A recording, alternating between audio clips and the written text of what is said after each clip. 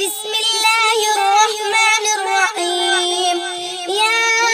أيها المزمل قم الليل إلا قليلا نصفه أو انقص منه قليلا أو زد عليه ورتل القرآن ترتيلا إنا سنلقي عليك قولا ثقيلا إن ناشئة الليل هي أشد وطئا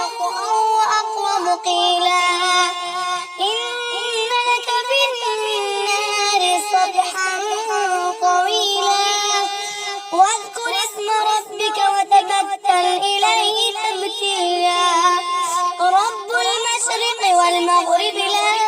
إله إلا هو فاتخذه وكيلا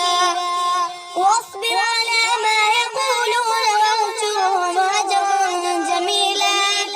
وذرني والمكذبين أولي النعمة ومهلهم قليلا إن لدينا أنكالا وجحيما وطعاما ذا غصة وعذابا أليما يوم ترجف الأرض والجبال وكانت الجبال كثيبا مهيلا إنا أرسلنا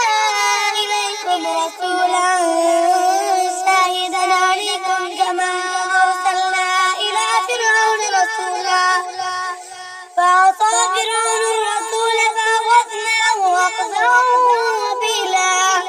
فكيف تتقون إن كفرتم يوما يجعل الولدان شيبا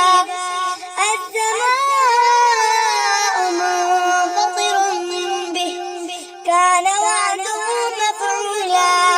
إن هذه تذكرة فمن شاء اتخذ إلى ربه سبيلا إن ربك يعلم أنك تقوم أدنى من ثلثي الليل ونصفه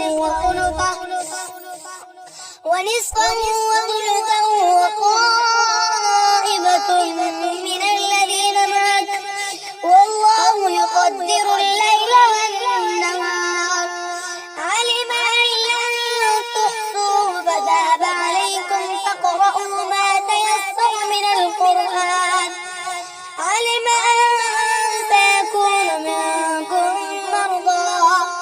وآخرون يضربون في الأرض يبتغون من